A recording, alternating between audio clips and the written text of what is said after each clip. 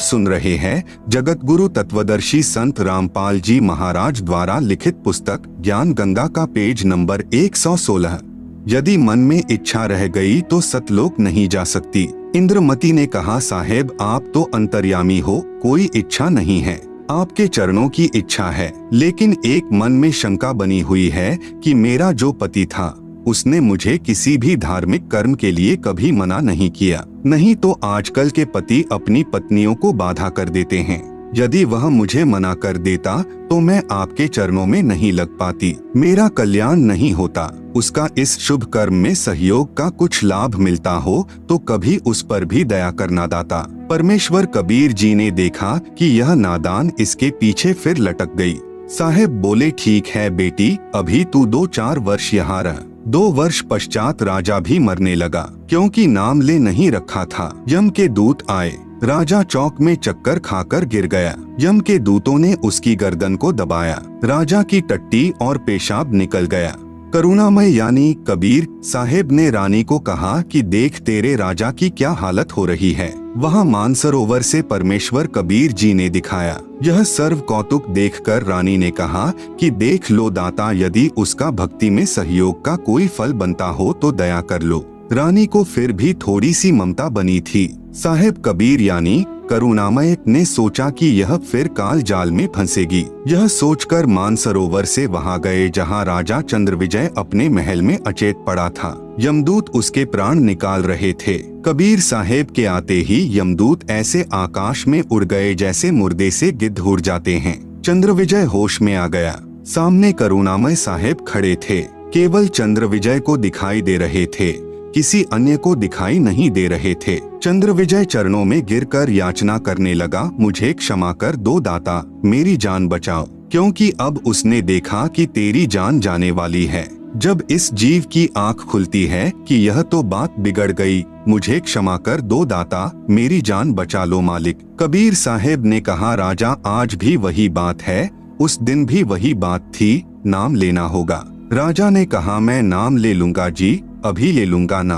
कबीर साहेब ने नाम उपदेश दिया तथा कहा कि अब मैं तुझे 2 वर्ष की आयु दूंगा, यदि इसमें एक श्वास भी खाली चला गया तो फिर कर्मदंड रह जाएगा।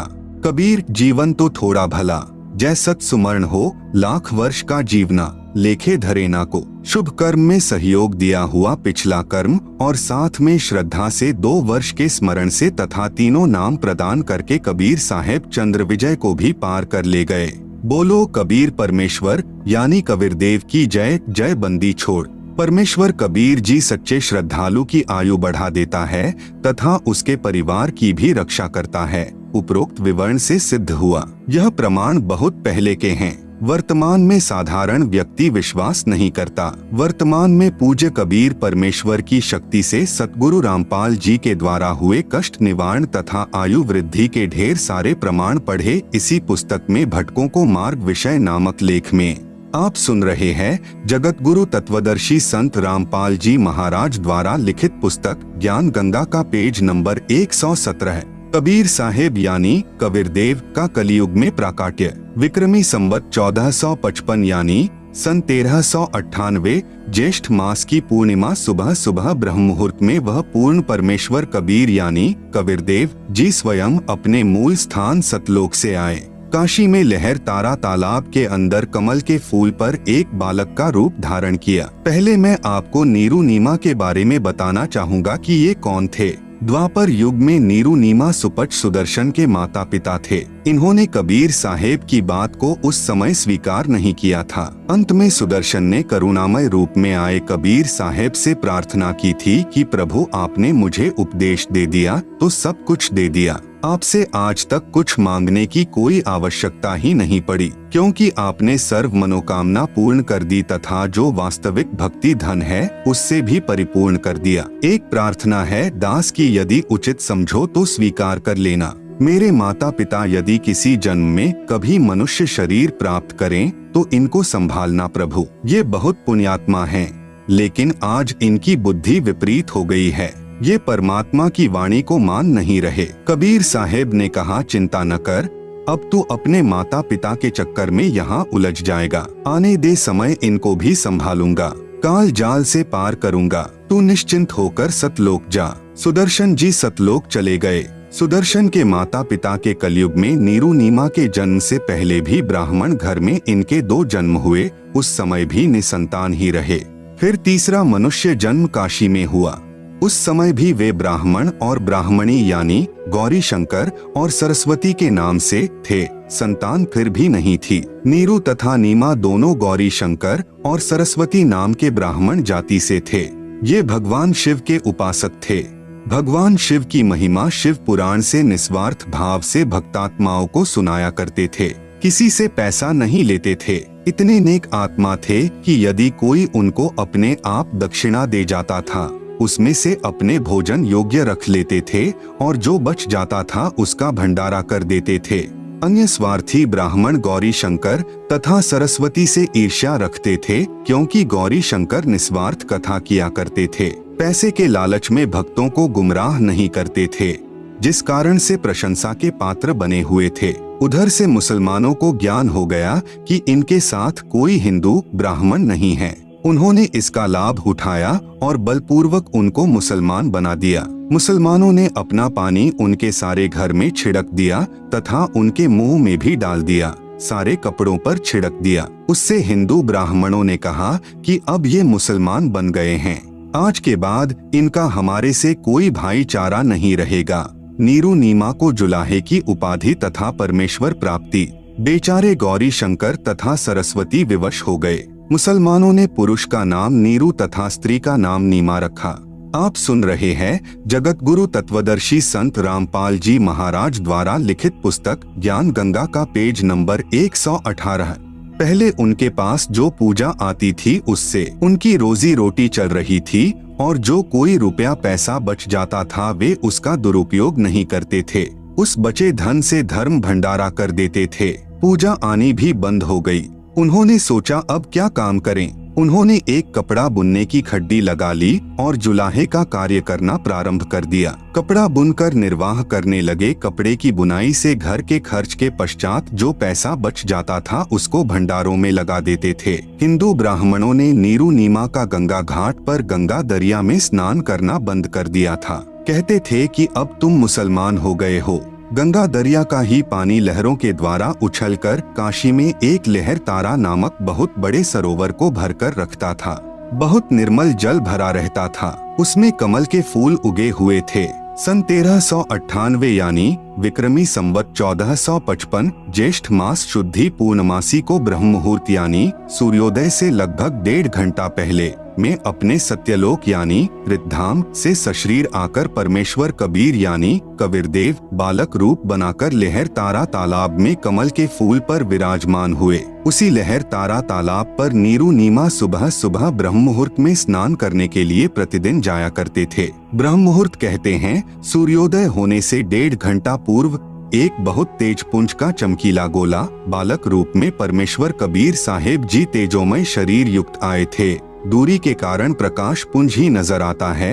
ऊपर से यानी सत्यलोक से आया और कमल के फूल पर सिमट गया, जिससे सारा लहर तारा तालाब जगमग जगमग हो गया था और फिर एक कोने में जाकर वह अदृश्य हो गया। इस दृश्य को स्वामी रामानंद जी के एक शिष्य ऋषि अष्टानंद जी आंखों देख रहे थे। अष्टानंद जी भी स्नान करने के लिए एकांत स्थान पर उसी लहर तारा तालाब पर प्रतिदिन जाया करते थे। वहां बैठकर अपनी साधना गुरुदेव ने जो मंत्र दिए थे उसका जाप करते थे और प्रकृति का आनंद लिया करते थे। स्वामी अष्टानंद जी ने जब देखा कि इतना तेज प्रकाश जिससे आंखें भी चौंधिया गई, ऋषि जी ने सोचा कि ये कोई मेरी भक्ति की उपलब्धि है या मेरा धोखा है। यह सोचकर कारण पूछने के लिए अपने गुरुदेव के पास गए। आदरणीय रामानंद जी से अष्टानंद जी ने पूछा कि हे गुरुदेव, मैंने आज ऐसी रोशनी देखी है जो कि जिंदगी में कभी नहीं देखी। सर्व वृतांत बताया कि आकाश से एक प्रकाश समूह आ रहा था। मैंने देखा तो मेरी आंखें उस रोशनी को सहन नहीं कर सकी, इसलिए बंद हो गई। बंद आंखों में एक शिशु का रूप दिखाई दिया। जैसे सूर्य की तरफ देखने के पश्चात सूर्य का एक गोला सा ही दिखाई देता है, ऐसे बालक दिखाई देने लगा। क्या यह मेरी भक्ति की कोई उपलब्धि है या मेरा दृष्टि दोष था? स्वामी रामानंद जी ने कहा कि पुत्र, ऐसे लक्षण तब होते हैं जब ऊपर के लोकों से कोई अवतार गण आते हैं। वे किसी के यहाँ प्रकट होंगे, किसी माँ के जन्म लेंगे और फिर लीला करेंगे, क्योंकि इन ऋषियों को इतना ही ज्ञान है कि माँ से ही जन्म होता है। जितना ऋषि को ज्ञान था, अपने शिष्य का शंका समाधान कर दिया। नीरू व नीमा प्रतिदिन की तरह उस दिन भी स्नान करने जा रहे थे। आप सुन रहे हैं जगत गुरु तत्वदर्शी संत रामपाल जी महाराज द्वारा लिखित पुस्तक ज्ञान गंगा का पेज नंबर 119। रास्ते में नीमा ने प्रभु से प्रार्थना की कि हे भगवान शिव, क्योंकि वे भले ही मुसलमान बन गए थे, लेकिन अपनी वह साधना हृदय से नहीं भूल पा रहे थे जो इतने वर्षों से कर रहे थे। क्या आपके घर में हमारे लिए एक बच्चे की कमी पड़ गई? हमें भी एक लाल दे देते, हमारा जीवन भी सफल हो जाता। ऐसा कहकर फूट फूट कर रोने लगी। उसके पति नीरू ने कहा कि नीमा, प्रभु की इच्छा पर प्रसन्न रहने में ही हित होता है। यदि ऐसे रोती रहेगी तो तेरा शरीर कमजोर हो जाएगा, आंखों से दिखना बंद हो जाएगा, हमारे भाग्य में संतान नहीं है। ऐसे कहते कहते लहरतारा तालाब पर पहुंच गए। थोड़ा थोड़ा अंधेरा था। नीमा स्नान करके बाहर आई, अपने कपड़े बदले। नीरू स्नान करने के लिए तालाब में प्रवेश करके गोते मार मार कर नहाने लगा। नीमा जब स्नान करते समय पहना हुआ कपड़ा धोने के लिए दोबारा तालाब के किनारे पर गई, तब तक अंधेरा हट गया था। सूर्य उदय होने वाला ही था। नीमा ने तालाब में देखा कि सामने कमल के फूल पर कोई वस्तु हिल रही है। कबीर साहेब ने बच्चे के रूप में एक पैर का अंगूठा मुख में दे रखा था और एक पैर को हिला रहे थे। पहले तो नीमा ने सोचा कि शायद कोई सर्प न हो और मेरे पति की तरफ आ रहा हो। फिर ध्यान से देखा तो समझते देर न लगी कि ये तो कोई बच्चा है। बच्चा और कमल के फूल पर एकदम अपने पति को आवाज लगाई कि देखना जी, बच्चा डूबेगा, बच्चा डूबेगा। नीरू बोला कि नादान, तू बच्चों के चक्कर में पागल हो गई है, पानी में भी तुझे बच्चा नजर आने लगा। नीमा ने कहा, हाँ, वह सामने कमल के फूल पर देखो। नीमा की जोरदार आवाज से प्रभावित होकर जिस तरफ हाथ से संकेत कर रही थी, नीरू ने उधर देखा। एक कमल के फूल पर नवजात शिशु लेटा हुआ था। नीरू उस बच्चे को फूल समेत उठा लाए और नीमा को दे दिया। स्वयं स्नान करने लगा। नीरू स्नान करके बाहर आया। नीमा बच्चे के रूप में आए परमेश्वर को बहुत प्यार कर रही थी तथा शिव प्रभु की प्रशंसा तथा स्तुति कर रही थी कि हे प्रभु, आपने मेरी वर्षों की मनोकामना पूर्ण कर दी। क्योंकि वह शिव की पुजारिन थी, कह रही थी, हे शिव प्रभु, आज ही हृदय से पुकार की थी, आज ही सुन ली। उस कबीर परमेश्वर को जिसका नाम लेने से हमारे हृदय में एक विशेष हलचल सी होती है, उसके प्रेम में रोम रोम खड़ा हो जाता है, आत्मा भर कर आती है। और जिस माता बहन ने सीने से लगाकर पुत्रवत प्यार किया, जो आनंद उस माई को हुआ होगा वह अवर्णनीय है। जैसे व्यक्ति गुड़ खाकर अन्य को उसके आनंद को नहीं बता सकता, खाने वाला ही जान सकता है। जैसे माँ प्यार करती है, ऐसे शिशु रूपधारी परमेश्वर के कभी मुख को चुमा, कभी सीने से लगा रही थी और फिर बार बार उसके मुख को देख रही थी। इतने में नीरू स्नान करके बाहर आया। क्योंकि मनुष्य समाज की तरफ ज्यादा देखता है, उसने विचार लगाया कि न तो अभी मुसलमानों से हमारा कोई विशेष प्यार बना है और हिंदू ब्राह्मण हमारे से द्वेष करते हैं। पहले इसी अवसर का लाभ मुसलमानों ने उठाया कि हमें मुसलमान बना दिया, हमारा कोई साथी नहीं है। आप सुन रहे हैं जगत गुरु तत्वदर्शी संत रामपाल जी महाराज द्वारा लिखित पुस्तक ज्ञान गंगा का पेज नंबर 120। यदि हम इस बच्चे को ले जाएंगे तो लोग पूछेंगे कि बताओ, इस बच्चे के माता पिता कौन हैं? तुम किसी का बच्चा उठाकर लाए हो, इसकी माँ रो रही होगी, हम क्या जवाब देंगे, कैसे बताएंगे? कमल के फूल पर बताएंगे तो कोई मानेगा नहीं। यह सर्व विचार करके नीरू ने कहा कि नीमा, इस बच्चे को यहीं छोड़ दे। नीमा ने कहा कि जी, मैं इस बच्चे को नहीं छोड़ सकती, मेरे प्राण जा सकते हैं, मैं तड़फ कर मर जाऊंगी। न जाने मेरे ऊपर इस बालक ने क्या जादू कर दिया, मैं इसको नहीं छोड़ सकती। नीरू ने नीमा को सारी बात समझाई कि हमारे साथ ऐसा बन सकता है। नीमा ने कहा कि इस बच्चे के लिए मैं देश निकाला भी ले सकती हूँ, परंतु इसको नहीं छोड़ूंगी। नीरू ने उसकी नादानी को देखकर सोचा कि यह तो पागल हो गई, समाज को भी नहीं देख रही है। नीरू ने नीमा से कहा कि मैंने आज तक तेरी बात की अवहेलना नहीं की थी, क्योंकि हमारे बच्चे नहीं थे। जो तू कहती रही मैं स्वीकार करता रहा, परंतु आज मैं तेरी यह बात नहीं मानूंगा। या तो इस बालक को यहीं पर रख दे, नहीं तो तुझे अभी 2 थप्पड़ लगाता हूँ। उस महापुरुष ने पहली बार अपनी पत्नी की तरफ हाथ किया था। उसी समय शिशु रूप में कबीर परमेश्वर यानी कबीरदेव ने कहा कि नीरू मुझे घर ले चलो, तुम्हें कोई आपत्ति नहीं आएगी। शिशु रूप में परमेश्वर के वचन सुनकर नीरू घबरा गया, कहीं यह बालक कोई फरिश्ता हो अथवा कोई सिद्ध पुरुष हो और तेरे ऊपर कोई आपत्ति न आ जाए। चुप करके चल पड़ा। जब बच्चे को लेकर घर आ गए तो सभी यह पूछना तो भूल गए कि कहाँ से लाए हो। काशी के स्त्री तथा पुरुष लड़के को देखने आए तथा कहने लगे कि यह तो कोई देवता नजर आता है। इतना सुंदर शरीर, ऐसा तेजोमय बच्चा पहले कभी हमने नहीं देखा।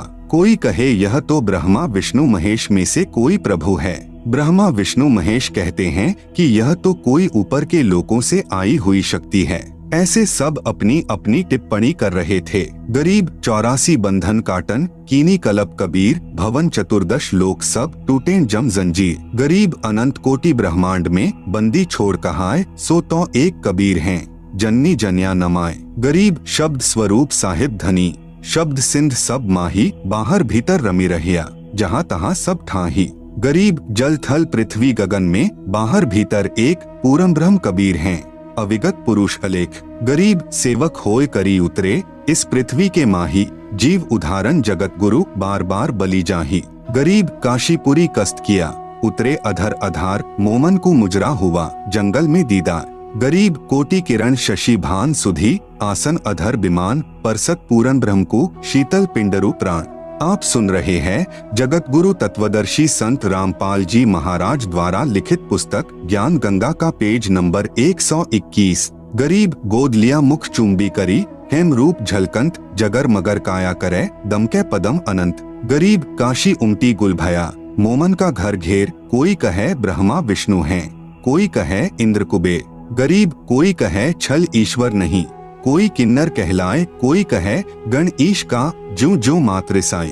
गरीब कोई कहे वरुण धर्मराय है, कोई कोई कहते ईश, 16 कला सुभान गति, कोई कहे जगदीश। गरीब भक्ति मुक्ति ले उतरे, मेटन तीनों ताप, मोमन के डेरा लिया, कहे कबीरा बाप। गरीब दूध न पीवे न अन्न भखे, नहीं पलने झूलंत, अधर अमान ध्यान में, कमल कला फूलंत। गरीब काशी में अचरज भया, गई जगत की नींद, ऐसे दुल्हे उतरे, ज्यों कन्या वर बींद। गरीब खलक मुलक देखन गया, राजा प्रजारीत, जम्बूदीप जिहान में, उतरे शब्द अतीत। गरीब दुनी कहे योह देव है, देव कहत हैं ईश, ईश कहे पार ब्रह्म है, पूरन 20वें 20। परमेश्वर कबीर जी ही अनादि परम गुरु हैं, वे ही रूपांतर करके संत व ऋषि वेश में समय समय पर स्वयंभू यानी स्वयं प्रकट होते हैं। काल के दूतों यानी संतों द्वारा बिगाड़े तत्व ज्ञान को स्वस्थ करते हैं। कबीर साहेब ने ही ब्रह्मा विष्णु शिव आदि देवताओं ऋषि मुनि व संतों को समय समय पर अपने सतलोक से आकर नाम उपदेश दिया। आदरणीय गरीबदास जी महाराज ने अपनी वाणी में लिखा है, जो कबीर जी ने स्वयं बताया है, आदि अंत हमरा नहीं, मध्य मिलावा मूल, ब्रह्मा ज्ञान सुनाइया, धर पिंडा अस्थूल। श्वेत भूमिका हम गए, जहाँ विश्वम्भरनाथ, हरियम हीरा नाम दे, अष्ट कमल दल स्वांति। हम बैरागी ब्रह्मपद, सन्यासी महादेव, सोह मंत्र दिया शंकर को, करत हमारी सेव। हम सुल्तानी नानक तारे, दादू को उपदेश दिया, जाति जुलाहा भेद न पाया, काशी माहे कबीर हुआ। सतयुग में सत्सुकृत कहटेरा, त्रेता नाम मुनिंद्र मेरा, द्वापर में करुणामय कहलाया, कलयुग में नाम कबीर धराया। चारों युगों में हम पुकारें, कूक कहें हम हेल रे, हीरे मानिक मोती बरसे, ये जग चुगता ढेल रे। उपरोक्त वाणी से सिद्ध है कि कबीर परमेश्वर ही अविनाशी परमात्मा है, यही अजरो अमर है। यही परमात्मा चारों युगों में स्वयं अतिथि रूप में कुछ समय के लिए इस संसार में आकर अपना सतभक्ति मार्ग देते हैं। आप सुन रहे हैं जगत गुरु तत्वदर्शी संत रामपाल जी महाराज द्वारा लिखित पुस्तक ज्ञान गंगा का पेज नंबर 122। पूर्ण संत की पहचान। पवित्र सद्ग्रंथों से पूर्ण संत की पहचान। वेदों, गीता जी आदि पवित्र सद्ग्रंथों में प्रमाण मिलता है कि जब जब धर्म की हानि होती है व अधर्म की वृद्धि होती है तथा वर्तमान के नकली संत, महंत व गुरुओं द्वारा भक्ति मार्ग के स्वरूप को बिगाड़ दिया गया होता है, फिर परमेश्वर स्वयं आकर या अपने परम ज्ञानी संत को भेजकर सच्चे ज्ञान के द्वारा धर्म की पुनः स्थापना करता है। वह भक्ति मार्ग को शास्त्रों के अनुसार समझाता है। उसकी पहचान होती है कि वर्तमान के धर्म गुरु उसके विरोध में खड़े होकर राजा व प्रजा को गुमराह करके उसके ऊपर अत्याचार करवाते हैं। कबीर साहेब जी अपनी वाणी में कहते हैं कि जो मम संत सत उपदेश दृढ़ावे यानी बतावे, वाके संग सभी राड़ बढ़ावे, या सब संत महंतन की करनी, धर्मदास मैं तो से वर्णी। कबीर साहेब अपने प्रिय शिष्य धर्मदास को इस वाणी में ये समझा रहे हैं कि जो मेरा संत सत भक्ति मार्ग को बताएगा उसके साथ सभी संत व महंत झगड़ा करेंगे, ये उसकी पहचान होगी। दूसरी पहचान, वह संत सभी धर्म ग्रंथों का पूर्ण जानकार होता है। प्रमाण सतगुरु गरीबदास जी की वाणी में। सतगुरु के लक्षण कहूँ, मधुरे बैन विनोद, 4 वेद 6 शास्त्र, कहे 18 बोध। सतगुरु गरीबदास जी महाराज अपनी वाणी में पूर्ण संत की पहचान बता रहे हैं कि वह 4 वेदों, 6 शास्त्रों, 18 पुराणों आदि सभी ग्रंथों का पूर्ण जानकार होगा, अर्थात उनका सार निकाल कर बताएगा। यजुर्वेद अध्याय 19 मंत्र 25-26 में लिखा है कि वेदों के अधूरे वाक्यों अर्थात सांकेतिक शब्दों व 1/4 श्लोकों को पूरा करके विस्तार से बताएगा व 3 समय की पूजा बताएगा। सुबह पूर्ण परमात्मा की पूजा, दोपहर को विश्व के देवताओं का सत्कार व संध्या आरती अलग से बताएगा। वह जगत का उपकारक संत होता है। यजुर्वेद अध्याय 19 मंत्र 25 संधि छेद। अर्धरीचय उक्थानाम रूपम पदैः आपनोति निविदः, प्रणवय शस्त्राणाम रूपम पैसा सोमः आप्यते। अनुवाद, जो संत अर्धरीचय यानी वेदों के अर्धवाक्यों अर्थात सांकेतिक शब्दों को पूर्ण करके, निविदः यानी आपूर्ति करता है, पदैः यानी श्लोक के चौथे भागों को अर्थात आंशिक वाक्यों को, उक्थानम यानी स्तोत्रों के, रूपम यानी रूप में, आपनोति यानी प्राप्त करता है अर्थात आंशिक विवरण को पूर्ण रूप से समझता और समझाता है, शस्त्राणाम यानी जैसे शस्त्रों को चलाना जानने वाला उन्हें, रूपम यानी पूर्ण रूप से प्रयोग करता है ऐसे पूर्ण संत, प्रणवय यानी ओंकारों अर्थात ओम तत् सत मंत्रों को पूर्ण रूप से समझ व समझाकर, पैसा यानी दूध पानी छानता है अर्थात पानी रहित दूध जैसा तत्व ज्ञान प्रदान करता है, जिससे सोमा यानी अमर पुरुष अर्थात अविनाशी परमात्मा को, आप्यते यानी प्राप्त करता है। वह पूर्ण संत वेद को जानने वाला कहा जाता है। आप सुन रहे हैं जगत गुरु तत्वदर्शी संत रामपाल जी महाराज द्वारा लिखित पुस्तक ज्ञान गंगा का पेज नंबर 123। भावार्थ, तत्वदर्शी संत वह होता है जो वेदों के सांकेतिक शब्दों को पूर्ण विस्तार से वर्णन करता है, जिससे पूर्ण परमात्मा की प्राप्ति होती है। वह वेद के जानने वाला कहा जाता है। यजुर्वेद अध्याय 19 मंत्र 26 संधि छेद। अश्वभ्याम प्रातः सवनम इंद्रेण ऐन्द्रम माध्यन्दिनम वैश्वदेवम सरस्वत्या तृतीयम आप्तम सवनम। अनुवाद, वह पूर्ण संत 3 समय की साधना बताता है। अश्वभ्याम यानी सूर्य के उदय अस्त से बने एक दिन के आधार से, इंद्रेण यानी प्रथम श्रेष्ठता से सर्व देवों के मालिक पूर्ण परमात्मा की, प्रातः सवनम यानी पूजा तो प्रातः काल करने को कहता है, जो ऐन्द्रम यानी पूर्ण परमात्मा के लिए होती है। दूसरी माध्यम दिनम यानी दिन के मध्य में करने को कहता है, जो वैश्वदेवम यानी सर्व देवताओं के सत्कार के संबंधित, सरस्वत्या यानी अमृतवाणी द्वारा साधना करने को कहता है, तथा तृतीयम यानी तीसरी, सवनम यानी पूजा शाम को, आप्तम यानी प्राप्त करता है अर्थात जो तीनों समय की साधना भिन्न भिन्न करने को कहता है, वह जगत का उपकारक संत है। भावार्थ, जिस पूर्ण संत के विषय में मंत्र 25 में कहा है, वह दिन में 3 बार यानी प्रातः, दिन के मध्य तथा शाम को साधना करने को कहता है। सुबह तो पूर्ण परमात्मा की पूजा, मध्याह्न को सर्व देवताओं को सत्कार के लिए तथा शाम को संध्या आरती आदि को अमृत वाणी के द्वारा करने को कहता है। वह सर्व संसार का उपकार करने वाला होता है। यजुर्वेद अध्याय 19 मंत्र 30 संधि छेद। व्रतेन दीक्षाम आपनोति दीक्षया आपनोति दक्षिणाम दक्षिणा श्रद्धाम आपनोति श्रद्धया सत्यम आप्यते। अनुवाद: व्रतेन यानी दुर्व्यसनों का व्रत रखने से अर्थात भांग, शराब, मांस तथा तंबाकू आदि के सेवन से संयम रखने वाला साधक दीक्षाम यानी पूर्ण संत से दीक्षा को आपनोति यानी प्राप्त होता है, अर्थात वह पूर्ण संत का शिष्य बनता है। दीक्षया यानी पूर्ण संत दीक्षित शिष्य से, दक्षिणाम यानी दान को आपनोति यानी प्राप्त होता है, अर्थात संत उसी से दक्षिणा लेता है जो उससे नाम ले लेता है। इसी प्रकार विधिवत दक्षिणा यानी गुरुदेव द्वारा बताए अनुसार जो दान दक्षिणा से धर्म करता है उससे, श्रद्धाम यानी श्रद्धा को आपनोति यानी प्राप्त होता है, श्रद्धया यानी श्रद्धा से भक्ति करने से, सत्यम यानी सदा रहने वाले सुख व परमात्मा अर्थात अविनाशी परमात्मा को आप्यते यानी प्राप्त होता है। भावार्थ: पूर्ण संत उसी व्यक्ति को शिष्य बनाता है जो सदाचारी रहे, अभक्ष्य पदार्थों का सेवन व नशीली वस्तुओं का सेवन न करने का आश्वासन देता है। पूर्ण संत उसी से दान ग्रहण करता है जो उसका शिष्य बन जाता है, फिर गुरुदेव से दीक्षा प्राप्त करके फिर दान दक्षिणा करता है, उससे श्रद्धा बढ़ती है। आप सुन रहे हैं जगत गुरु तत्वदर्शी संत रामपाल जी महाराज द्वारा लिखित पुस्तक ज्ञान गंगा का पेज नंबर 124। श्रद्धा से सत्य भक्ति करने से अविनाशी परमात्मा की प्राप्ति होती है, अर्थात पूर्ण मोक्ष होता है।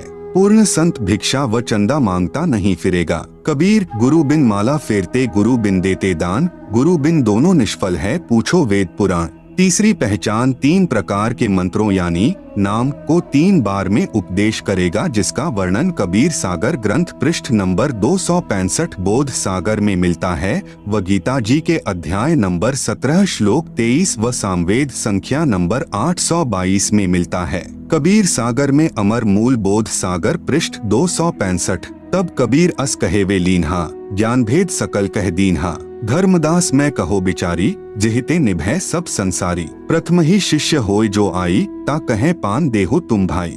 जब देखो तुम दृढ़ता ज्ञाना, ता कहें कहो शब्द प्रवाना। शब्द माही जब निश्चय आवे, ता कहें ज्ञान अगाध सुनावे। दोबारा फिर समझाया है, बालक सम जाकर है ज्ञाना, तासो कहू वचन प्रवाना। जाको सूक्ष्म ज्ञान है भाई, ताको स्मरण देहु लखाई। ज्ञान गमय जाको पुनि होई, सार शब्द जाको कह सोई। जाको होए दिव्य ज्ञान परवेशा, ताको कहे तत्व ज्ञान उपदेशा।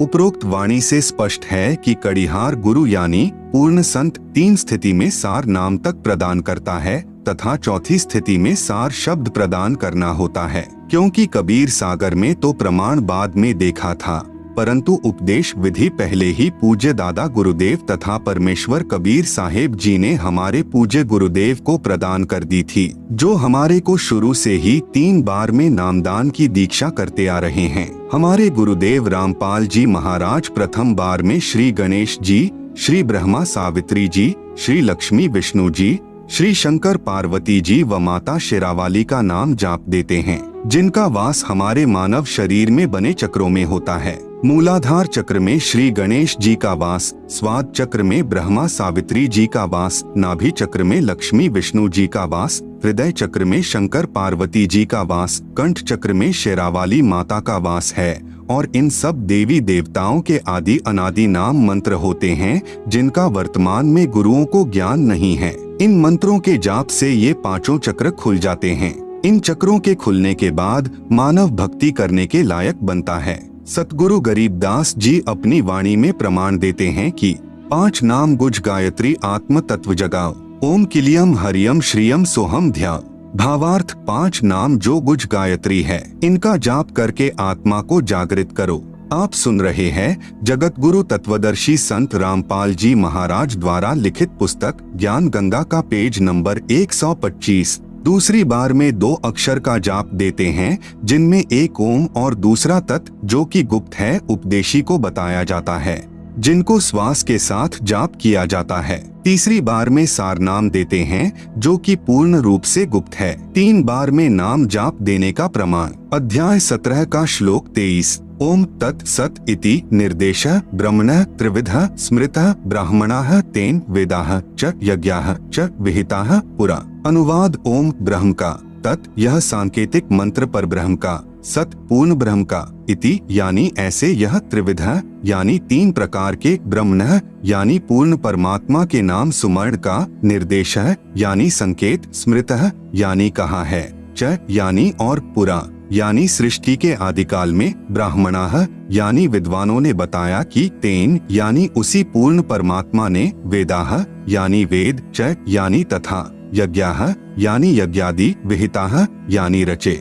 संख्या नंबर 822 सामवेद उतार्चिक अध्याय 3 खंड नंबर 5 श्लोक नंबर 8 संत रामपाल दास द्वारा भाषा भाष्य। मनीषिभ्यः पवते पूर्व्यः कविर्नृभिर्यतः परिकोशाम अशिष्यदत् तृतस्य नाम जनयन मधुक शरण्येन्द्रस्य वायुम सख्याय वर्धयन्। मनीषिभ्यः पवते पूर्व्यः कविर नृभ्यः यत् परि कोशान अशिष्यदत् त्रि तस्य नाम जनयन मधु शरण न इंद्रस्य वायुम सख्याय वर्धयन्। शब्दार्थ पूर्व्यः यानी सनातन अर्थात अविनाशी, कविर नृभ्यः यानी कबीर परमेश्वर मानव रूप धारण करके अर्थात गुरु रूप में प्रकट होकर, मनीषिभ्यः यानी हृदय से चाहने वाले, श्रद्धा से भक्ति करने वाले भक्तात्मा को, त्रि यानी 3 नाम यानी मंत्र अर्थात नाम उपदेश देकर, पवते यानी पवित्र करके, जनयन यानी जन्म व क्षरणः यानी मृत्यु से, न यानी रहित करता है, तथा तस्य यानी उसके, वायुं यानी प्राण अर्थात जीवन श्वासों को जो संस्कारवश गिनती के डाले हुए होते हैं, को कोशान यानी अपने भंडार से, सख्याय यानी मित्रता के आधार से, परि यानी पूर्ण रूप से, वर्धयन यानी बढ़ाता है, यतः यानी जिस कारण से, इंद्रस्य यानी परमेश्वर के, मधु यानी वास्तविक आनंद को, अशिष्यदत् यानी अपने आशीर्वाद प्रसाद से प्राप्त करवाता है। भावार्थ इस मंत्र में स्पष्ट किया है कि पूर्ण परमात्मा कबीर अर्थात कबीर मानव शरीर में गुरु रूप में प्रकट होकर प्रभु प्रेमियों को 3 नाम का जाप देकर सत्य भक्ति कराता है तथा उस मित्र भक्त को पवित्र करके अपने आशीर्वाद से पूर्ण परमात्मा प्राप्ति करके पूर्ण सुख प्राप्त कराता है, साधक की आयु बढ़ाता है।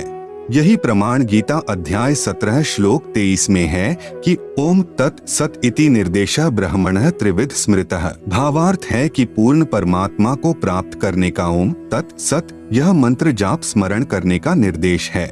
इस नाम को तत्वदर्शी संत से प्राप्त करो। आप सुन रहे हैं जगत गुरु तत्वदर्शी संत रामपाल जी महाराज द्वारा लिखित पुस्तक ज्ञान गंगा का पेज नंबर 126। तत्वदर्शी संत के विषय में गीता अध्याय 4 श्लोक नंबर 34 में कहा है तथा गीता अध्याय नंबर 15 श्लोक नंबर 1 व 4 में तत्वदर्शी संत की पहचान बताई तथा कहा है कि तत्वदर्शी संत से तत्व ज्ञान जानकर उसके पश्चात उस परमपद परमेश्वर की खोज करनी चाहिए, जहाँ जाने के पश्चात साधक लौटकर संसार में नहीं आते अर्थात पूर्ण मुक्त हो जाते हैं। उसी पूर्ण परमात्मा से संसार की रचना हुई है। विशेष उपरोक्त विवरण से स्पष्ट हुआ कि पवित्र चारों वेद भी साक्षी हैं कि पूर्ण परमात्मा ही पूजा के योग्य है। उसका वास्तविक नाम कबीरदेव यानी कबीर परमेश्वर है तथा 3 मंत्र के नाम का जाप करने से ही पूर्ण मोक्ष होता है। धर्मदास जी को तो परमेश्वर कबीर साहेब जी ने सार शब्द देने से मना कर दिया था तथा कहा था कि यदि सार शब्द किसी काल के दूत के हाथ पड़ गया तो पिछली पीढ़ी वाले हंस पार नहीं हो पाएंगे। जैसे कलयुग के प्रारंभ में प्रथम पीढ़ी वाले भक्त अशिक्षित थे तथा कलयुग के अंत में अंतिम पीढ़ी वाले भक्त कृत धनी हो जाएंगे, तथा अब वर्तमान में सन 1947 से भारत स्वतंत्र होने के पश्चात पिछली पीढ़ी प्रारंभ हुई है। सन 1951 में सतगुरु रामपाल जी महाराज को भेजा है।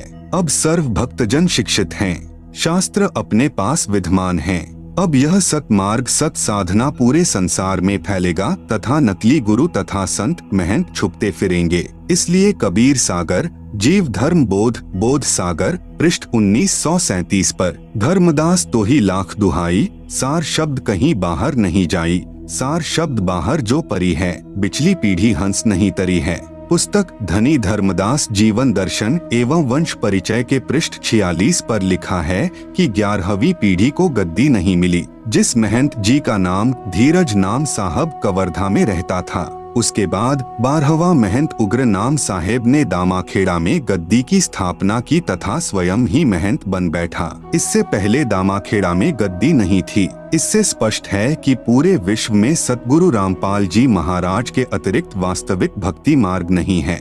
संत रामपाल जी महाराज अपने प्रवचनों में बार बार कहते हैं कि सर्व प्रभु प्रेमी श्रद्धालुओं से प्रार्थना है कि मुझे प्रभु का भेजा हुआ दास जानकर अपना कल्याण करवाएं। यह संसार समझदा नहीं, कहंदा श्याम दोपहरेनु, गरीबदास यह वक्त जात है, रोबोगे इस पहरेनु। 12वें पंथ यानी गरीबदास पंथ 12वां पंथ लिखा है कबीर सागर कबीर चरित्र बोध पृष्ठ 1870 पर के विषय में कबीर सागर कबीर वाणी पृष्ठ नंबर 136 से 137 पर वाणी लिखी है कि संवत 1775 होई ता दिन प्रेम प्रगटे जग सोई, साखी हमारी ले जीव समझावे, असंख्य जन्म ठौर नहीं पावे। 12वें पंथ प्रगट हवे बानी, शब्द हमारे की निर्णय ठानी, अस्थिर घर का मरम न पावे, ये 12 पंथ हम ही को ध्यावे। 12वें पंथ हम ही चलिए आवे, सब पंथ मेटी एक ही पंथ चलावे।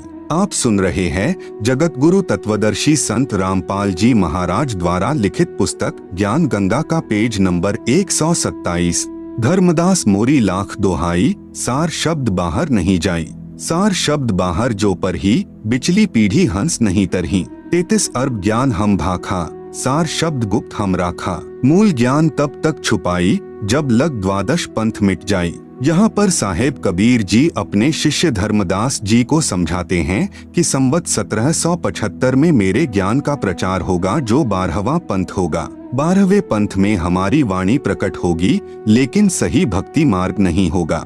फिर 12वें पंथ में हम ही चलकर आएंगे और सभी पंथ मिटाकर केवल एक पंथ चलाएंगे। लेकिन धर्मदास तुझे लाख सौगंध है कि यह सार शब्द किसी कुपात्र को मत दे देना, नहीं तो बिचली पीढ़ी के हंस पार नहीं हो सकेंगे। इसलिए जब तक 12 पंथ मिटाकर एक पंथ नहीं चलेगा, तब तक मैं यह मूल ज्ञान छिपा कर रखूंगा। संत गरीबदास जी महाराज की वाणी में नाम का महत्व। नाम अभय पद ऊंचा संतों, नाम अभय पद ऊंचा, राम दुहाई साच कहत हूँ, सतगुरु से पूछा, कहे कबीर पुरुष बरियामम, गरीबदास एक नौका नामम, नाम निरंजन नीका संतों, नाम निरंजन नीका, तीर्थ व्रत थोथरे लागे, जब तब संजम फीका, गस तुरक पाल की अर्था, नाम बिना सब दानम व्यर्था। कबीर नाम गहे सो संत सुजाना, नाम बिना जग उर्झाना, ताही ना जाने ये संसारा, नाम बिना सब जम के चारा। संत नानक साहेब जी की वाणी में नाम का महत्व।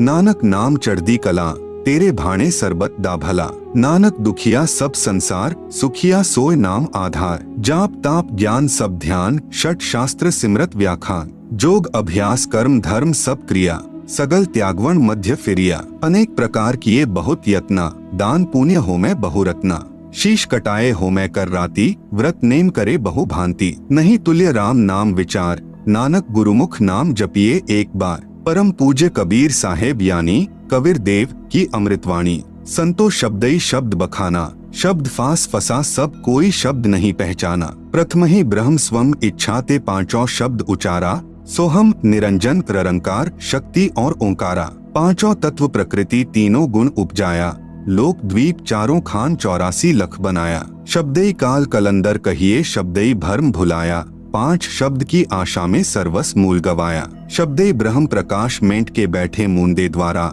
शब्दे निर्गुण शब्दे सरगुण शब्दे वेद पुकारा, शुद्ध ब्रह्म काया के भीतर बैठ करे स्थाना, ज्ञानी योगी पंडित और सिद्ध शब्द में उलझाना, 5 शब्द 5 हैं मुद्रा काया बीच ठिकाना, जो जयसंक आराधन करता सो तिही करत बखाना।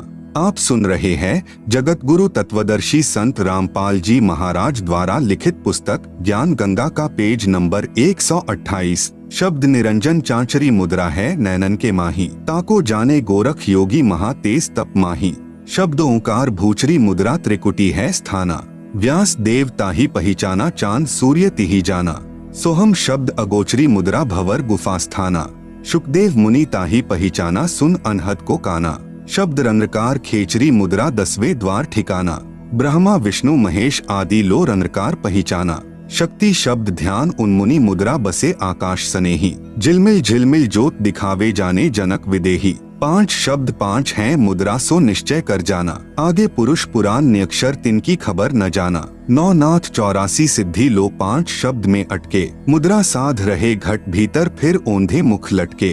5 शब्द 5 है मुद्रा लोक द्वीप यमजाला, कहे कबीर अक्षर के आगे नियक्षर का उजियाला।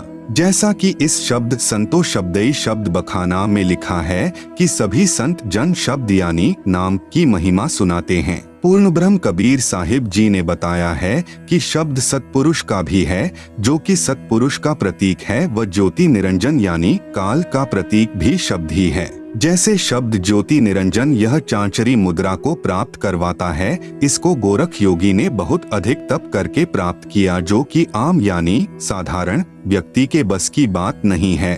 और फिर गोरखनाथ काल तक ही साधना करके सिद्ध बन गए, मुक्त नहीं हो पाए। जब कबीर साहिब ने सत्यनाम तथा सार नाम दिया, तब काल से छुटकारा गोरखनाथ जी का हुआ। इसीलिए ज्योति निरंजन नाम का जाप करने वाले काल जाल से नहीं बच सकते, अर्थात सत्यलोक नहीं जा सकते। शब्द ओंकार यानी ओम का जाप करने से भूचरी मुद्रा की स्थिति में साधक आ जाता है, जो कि वेद व्यास ने साधना की और काल जाल में ही रहा। सोहम नाम के जाप से अगोचरी मुद्रा की स्थिति हो जाती है और काल के लोक में बनी भंवर गुफा में पहुंच जाते हैं, जिसकी साधना सुखदेव ऋषि ने की और केवल श्री विष्णु जी के लोक में बने स्वर्ग तक पहुंचा। शब्द ररंकार खैंचरी मुद्रा 10वें द्वार यानी सुषमणा तक पहुंच जाते हैं।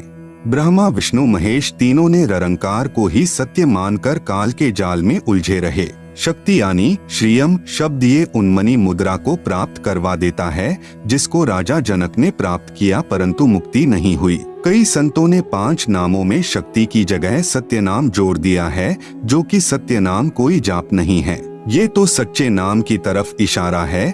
जैसे सत्यलोक को सच्चखंड भी कहते हैं, ऐसे ही सत्यनाम व सच्चा नाम है। केवल सत्यनाम जाप करने का नहीं है। इन 5 शब्दों की साधना करने वाले 9 नाथ तथा 84 सिद्ध भी इन्हीं तक सीमित रहे तथा शरीर में यानी घट में ही धुन सुनकर आनंद लेते रहे। वास्तविक सत्यलोक स्थान तो शरीर यानी पिंड से, अंड यानी ब्रह्मांड से पार है। इसलिए फिर माता के गर्भ में आए उल्टे लटके, अर्थात जन्म मृत्यु का कष्ट समाप्त नहीं हुआ। जो भी उपलब्धि घट यानी शरीर में होगी, वह तो काल यानी ब्रह्म तक की ही है, क्योंकि पूर्ण परमात्मा का निज स्थान यानी सत्यलोक तथा उसी के शरीर का प्रकाश तो परब्रह्म आदि से भी अधिक तथा बहुत आगे यानी दूर है। उसके लिए तो पूर्ण संत ही पूरी साधना बताएगा, जो 5 नामों यानी शब्दों से भिन्न है। आप सुन रहे हैं जगत गुरु तत्वदर्शी संत रामपाल जी महाराज द्वारा लिखित पुस्तक ज्ञान गंगा का पेज नंबर 129। संतों सतगुरु मोहे भावै, जो नैनन अलख लखावै, ढोलक धिगै ना बोलत बिसरै, सत उपदेश दृढ़ावै, आँख ना मूंदे कान ना रूदे ना अनहद उर्झावै, प्राण पूंज क्रियाओं से न्यारा सहज समाधि बतावे। घट रामायण के रचिता आदरणीय तुलसीदास साहेब जी हाथरस वाले स्वयं कहते हैं कि घट रामायण प्रथम भाग पृष्ठ नंबर 27। 5 नाम काल के जानो, तब दानी मन शंका आनो, सुरती निरत ले लोक सिधाऊ, आदि नाम ले काल गिराऊं, सतनाम ले जीव उबारी, अस चल जाऊं पुरुष दरबारी। कबीर कोटि नाम संसार में, इनसे मुक्ति न हो, सार नाम मुक्ति का दाता, वाको जाने न कोय। पूरा सतगुरु सोए कहावे, 2 अखर का भेद बतावे, एक छुड़ावे एक लखावे, तो प्राणी निज घर जावे। गुरु नानक जी की वाणी में 3 नाम का प्रमाण। जय पंडित तू पढ़िया, बिना 2 अखर 2 नामा, परनवत नानक एक लंघाए, जे कर सच समावा। वेद कतेब सिमृत सब सांसत, इन पढ़ी मुक्ति न होई, एक अक्षर जो गुरुमुख जापै, तिसकी निर्मल होई। भावार्थ, गुरु नानक जी महाराज अपनी वाणी द्वारा समझाना चाहते हैं कि पूरा सतगुरु वही है जो 2 अक्षर के जाप के बारे में जानता है, जिनमें एक काल व माया के बंधन से छुड़वाता है और दूसरा परमात्मा को दिखाता है और तीसरा जो एक अक्षर है वो परमात्मा से मिलाता है। संत गरीबदास जी महाराज की अमृतवाणी में श्वास के नाम का प्रमाण। गरीब श्वासा पारस भेद हमारा, जो खोजे सो उतरे पारा। श्वासा पारा आदि निशानी, जो खोजे सो होए दरबानी। गरीब श्वासा ही में सार पद, पद में श्वासा सार। दम देही का खोज करो, आवागमन निवार। गरीब श्वास सुरती के मध्य है, न्यारा कदे नहीं हो। सतगुरु साक्षी भूतकू राखो सुरती समोय। गरीब चार पदार्थ उर्मे जोवै, सुरती निर्ति मन पवन समोवै। सुरती निर्ति मन पवन पदार्थ यानी नाम करो इकतरियार। द्वादश अंदर समोय ले, दिल अंदर दीदार। कबीर कहता हूँ कही जात हूँ, कहूँ बजाकर ढोल। श्वास जो खाली जात है, तीन लोक का मोल। कबीर माला श्वास उश्वास की, फेरेंगे निजदास। 84 भ्रमे नहीं, कटे कर्म की फास। आप सुन रहे हैं जगत गुरु तत्वदर्शी संत रामपाल जी महाराज द्वारा लिखित पुस्तक ज्ञान गंगा का पेज नंबर 130। गुरु नानक देव जी की वाणी में प्रमाण। चहूम का संग चहूम का मीत, जामै चारी हटावे नित। मन पवन को राखे बंद, लहे त्रिकुटी त्रिवेणी संध। अखंड मंडल में सुन्न समाना, मन पवन सच खंड टिकाना। पूर्ण सतगुरु वही है जो 3 बार में नाम दे और श्वास की क्रिया के साथ सुमिरन का तरीका बताए, तभी जीव का मोक्ष संभव है। जैसे परमात्मा सत्य है, ठीक उसी प्रकार परमात्मा का साक्षात्कार व मोक्ष प्राप्त करने का तरीका भी आदि अनादि व सत्य है, जो कभी नहीं बदलता है।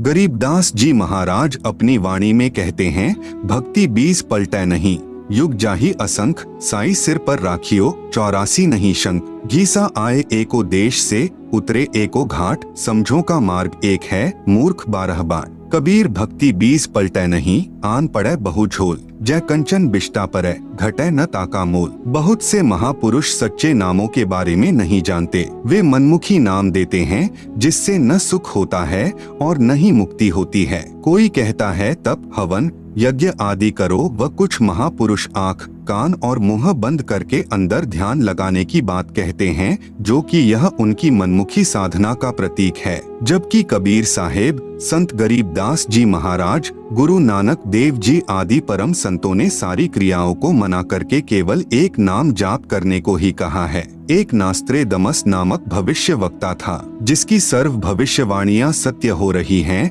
जो लगभग 400 वर्ष पूर्व लिखी व बोली गई थी। उसने कहा है कि सन 2006 में एक हिंदू संत प्रकट होगा, अर्थात संसार में उसकी चर्चा होगी। वह संत न तो मुसलमान होगा, न वह ईसाई होगा, वह केवल हिंदू ही होगा। उस द्वारा बताया गया भक्ति मार्ग सर्व से भिन्न तथा तथ्यों पर आधारित होगा। उसको ज्ञान में कोई पराजित नहीं कर सकेगा। सन 2006 में उस संत की आयु 50 व 60 वर्ष के बीच होगी। संत रामपाल जी महाराज का जन्म 8 सितंबर सन 1951 को हुआ। जुलाई सन 2006 में संत जी की आयु ठीक 55 वर्ष बनती है, जो भविष्यवाणी अनुसार सही है। उस हिंदू संत द्वारा बताए गए ज्ञान को पूरा संसार स्वीकार करेगा। उस हिंदू संत की अध्यक्षता में सर्व संसार में भारतवर्ष का शासन होगा तथा उस संत की आज्ञा से सर्व कार्य होंगे। उसकी महिमा आसमानों से ऊपर होंगी। नास्त्रे दमस द्वारा बताया सांकेतिक संत रामपाल जी महाराज है, जो सन 2006 में विख्यात हुए हैं। भले ही अनजानों ने बुराई करके प्रसिद्ध किया है, परंतु संत में कोई दोष नहीं है। उपरोक्त लक्षण जो बताए हैं, ये सभी तत्वदर्शी संत रामपाल जी महाराज में विद्यमान हैं। आप सुन रहे हैं जगत गुरु तत्वदर्शी संत रामपाल जी महाराज द्वारा लिखित पुस्तक ज्ञान गंगा का पेज नंबर 131। संत सताने की सजा। आदरणीय गरीबदास साहेब जी का जन्म पावन गांव छुड़ानी जिला झज्जर में श्री बलराम जी धनखड़ जाट के घर हुआ। आप जी को पूर्ण ब्रह्म कबीर परमेश्वर यानी कबीरदेव सतलोक यानी रिद्धाम से सन 1727 में सशरीर आकर मिले थे तथा आप जी के जीव को सत्यलोक लेकर गए थे। पीछे से परिवार जनों ने गरीबदास जी को मृत जानकर चिता पर रख दिया था। उसी समय कबीरदेव ने आप जी का जीव वापस शरीर में प्रविष्ट कर दिया। उसके पश्चात आदरणीय गरीबदास जी भी परम पूज्य कबीरदेव यानी कबीर परमेश्वर की आंखों देखी महिमा जन जन को सुनाने लगे। जो भी दुखी प्राणी आप जी से उपदेश प्राप्त करता, वही सुखी हो जाता। आप जी की बढ़ती महिमा तथा तत्व ज्ञान के सामने अन्य गुरुओं यानी आचार्यों के अधूरे ज्ञान की पोल खुलने से आसपास के सर्व अधूरे ज्ञान युक्त गुरु जन यानी आचार्य जन आप जी से अत्यधिक ईर्ष्या करने लगे। आसपास के मुख्य चौधरियों को उल्टी पट्टी पढ़ा दी, जिससे आसपास के गांव के आम व्यक्ति प्रभु कबीर के प्यारे बच्चे आदरणीय गरीबदास जी से घृणा करने लगे। दिल्ली के वाजिदपुर गांव में आपका एक शिष्य था, उससे भी पूरा गांव ईर्ष्या करता था। उसकी प्रार्थना पर आप जी कुछ दिन वाजिदपुर में ठहरे। उसी समय टिड्डी दल ने आसपास के क्षेत्र में बाजरे की फसल नष्ट कर दी, परंतु आप जी के सेवक की फसल को कोई हानि नहीं पहुंचाई। सर्व ग्रामवासी संत गरीबदास जी की महिमा से बहुत प्रभावित हुए तथा ज्ञान को स्वीकार करके अपना आत्म कल्याण करवाया। आप जी के आदेश से आपके भक्त ने उस बाजरे को पूरे गांव में बांट दिया तथा गरीबदास जी के बार बार मना करने पर भी कुछ बाजरा बैलगाड़ी में डाल दिया तथा कहा कि प्रत्येक पूर्णमासी में आप भंडारा करते हो, कुछ दान आपके दास का भी हो जाएगा। भक्तों की श्रद्धा को रखते हुए आप जी ने स्वीकृति प्रदान कर दी। आदरणीय गरीबदास जी के 4 लड़के तथा 2 कन्याएं संतान रूप में थी तथा लगभग 1300 एकड़ जमीन के स्वामी भी थे। उसी बैलगाड़ी में बैठकर आप गांव छुड़ाने को चल पड़े। रास्ते में गांव कानौदा के पास बैलगाड़ी पहुंचते ही पहले से सुनियोजित षड्यंत्र स्वार्थी गुरुओं यानी आचार्यों ने संत गरीबदास जी को घेर लिया, सर्व बाजरा लूट लिया तथा उसी गांव के चौधरी छाजूराम छिक्कारा को सूचना कर दी कि वह हिंदू धर्म का द्रोही पकड़ लिया है। चौधरी छाजूराम जी के आदेश से चौपाड़ में बांध दिया गया। चौधरी छाजूराम जी को सरकार की तरफ से कुछ कानूनी अधिकार प्राप्त थे। 6 महीने की सजा, 500 रुपए जुर्माना तथा महादोषी को काठ में बंद करना आदि सम्मिलित थे। उन धर्म के अज्ञानी ठेकेदारों यानी गुरुओं आचार्यों द्वारा पूर्व से उल्टी पट्टी पढ़े चौधरी छाजूराम छिक्कारा जी ने उस परम आदरणीय गरीबदास जी महाराज को काठ में बंद कर दिया। आप सुन रहे हैं जगत गुरु तत्वदर्शी संत रामपाल जी महाराज द्वारा लिखित पुस्तक ज्ञान गंगा का पेज नंबर 132। काठ में बंद करना एक प्रकार की कठिन कारागार की सजा थी। दोनों पैरों के घुटनों से ऊपर 2 काष्ठ के मोटे डंडे बांधकर दोनों हाथों को पीछे बांध दिया जाता था, जिस कारण व्यक्ति बैठ नहीं सकता था तथा पीड़ा बहुत होती थी, पैर सूज जाते थे। बैलगाड़ी वाला खाली गाड़ी लेकर गांव वाजिदपुर वापस चला गया, जो गांव कानौदा से लगभग 10 किलोमीटर दूरी पर है। सूचना प्राप्त होते ही वाजिदपुर गांव के कुछ मुख्य व्यक्ति तुरंत कानौदा पहुंच गए तथा चौधरी छाजूराम जी से प्रार्थना की तथा बहुत समझाया कि यह आम व्यक्ति नहीं है, यह परम शक्ति संपन्न है, आप क्षमा याचना कर लो। चौधरी छाजूराम जी बहुत ही नेक आत्मा तथा बहुत ही दयालु व नम्र हृदय का व्यक्ति था, परंतु उन स्वार्थी व प्रभुता के भूखे गुरुओं यानी आचार्यों ने उस पुण्यात्मा श्री छाजूराम छिक्कारा जी को झूठी कहानी सुनाकर प्रभु के प्यारे बच्चे आदरणीय गरीबदास जी के प्रति अत्यधिक ग्लानि पैदा कर रखी थी, जिस कारण से चौधरी छाजूराम जी ने बिना कारण जाने ही सजा प्रारंभ कर दी थी। वाजिदपुर के भक्तों की प्रार्थना मानकर आदरणीय गरीबदास जी को छोड़ दिया। आदरणीय गरीबदास जी साहेब जी ने कुछ नहीं कहा तथा अपने गांव छुड़ाने आ गए। कुछ दिनों उपरांत चौधरी छाजूराम जी प्रातः काल टट्टी फिरने यानी फ्रेश होने जोहड़ यानी तालाब पर गए तो उनके दोनों हाथ 2 घुड़सवारों ने काट दिए। उसी समय उनके समक्ष ही अदृश्य हो गए। इस दृश्य को तालाब पर उपस्थित कई व्यक्तियों ने भी देखा। बहुत उपचार करवाया परंतु दर्द तथा रक्त का स्राव बंद नहीं हुआ। कई दिन तक बुरी तरह चिल्लाते रहे। फिर एक व्यक्ति ने कहा, उसी संत गरीबदास जी के पास जाकर क्षमा याचना कर लो, वे दयालु हैं। परिवार जन उस चौधरी को घोड़े पर बैठाकर छुड़ाने ले गए। श्री छाजूराम जी जाते ही आदरणीय गरीबदास जी के चरणों में गिर गए, क्षमा याचना की। संत गरीबदास जी ने आशीर्वाद दिया तथा नाम उपदेश दिया तथा आजीवन भक्ति करने को कहा। चौधरी छाजूराम जी ने कहा, दाता मेरे को आपके विषय में अत्यधिक भ्रमित कर रखा था, मुझे नहीं मालूम था कि आप पूर्ण परमात्मा आए हो। आदरणीय गरीबदास जी ने कहा, मैं पूर्ण परमात्मा कबीर साहेब यानी कबीरदेव जुलाहा का भेजा हुआ दास हूँ, उन्हीं की शक्ति से आप ठीक हुए हो। मैंने आपको कोई श्राप नहीं दिया था, आपका कर्म आपको मिला है। यदि यहाँ नहीं आते तो आपके परिवार पर और भी पाप का प्रभाव था, अब वह नहीं रहेगा क्योंकि आपने उपदेश प्राप्त कर लिया। चौधरी छाजूराम जी ने अपने सर्व परिवार को उपदेश दिलाया। आज भी उसी पुण्यात्मा छाजूराम के वंशज आदरणीय गरीबदास जी की परंपरागत पूजा करते हैं। लगभग सैकड़ों परिवार हैं जिन्हें छाजूवाड़ा कहते हैं, क्योंकि तुमने उस दरगाह का महल ना देखा, धर्मराय के तिल तिल का लेखा। राम कहे मेरे साथ को दुख ना दीजो कोए, साध दुखाए मैं दुखी, मेरा आपा भी दुखी होए। आप सुन रहे हैं जगत गुरु तत्वदर्शी संत रामपाल जी महाराज द्वारा लिखित पुस्तक ज्ञान गंगा का पेज नंबर 133। हिरण्यकशिपु उदर यानी पेट विदारिया, मैं ही मारिया कंश जो मेरे साधु को सतावे, वाका खो दूं वंश। साध 57 कोटि पाप है, अनगिन हत्या अपराधम, दुर्वासा की कल्प काल से प्रलय हो गए यादव। उपरोक्त वाणी में सतगुरु गरीबदास जी साहेब प्रमाण दे रहे हैं कि परमेश्वर कहते हैं कि मेरे संत को दुखी मत कर देना। जो मेरे संत को दुखी करता है समझो मुझे दुखी करता है। जब मेरे भक्त प्रहलाद को दुखी किया तब मैंने हिरण्यकशिपु का पेट फाड़ा और मैंने ही कंश को मारा, और जो मेरे साधु को दुखी करेगा मैं उसका वंश मिटा दूंगा। इसलिए संत को सताने के करोड़ों पाप लगते हैं। जैसे अनगिन यानी अनंत हत्याएं कर दी हूँ। ये अनजान लोग परमात्मा के संविधान से परिचित नहीं हैं, इसलिए भयंकर भूल करते हैं और फिर दंड के भागी बनते हैं।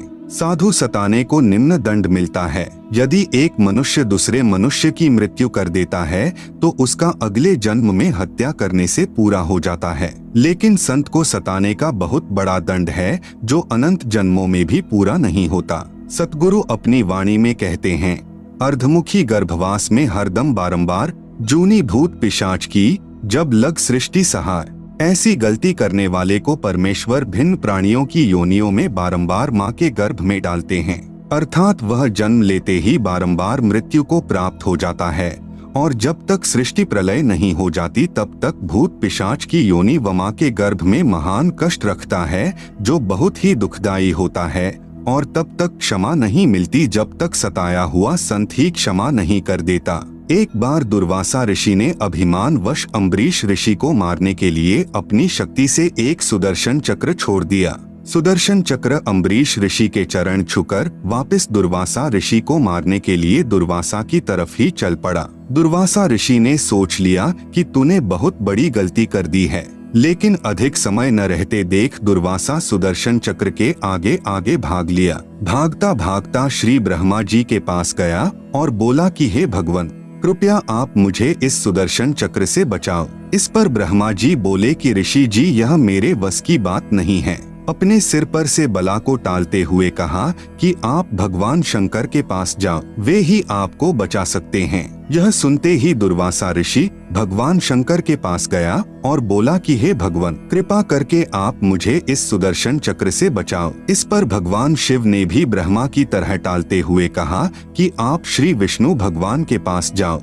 वही आपको बचा सकते हैं। यह सुनते ही भगवान विष्णु जी के पास जाकर दुर्वासा ऋषि ने कहा कि हे भगवान, आप ही मेरे को इस सुदर्शन चक्र से बचा सकते हो, वरना यह मेरे को काट कर मार डालेगा। इस पर भगवान विष्णु जी ने कहा कि हे ऋषि जी, यह सुदर्शन चक्र आपको क्यों मारना चाहता है?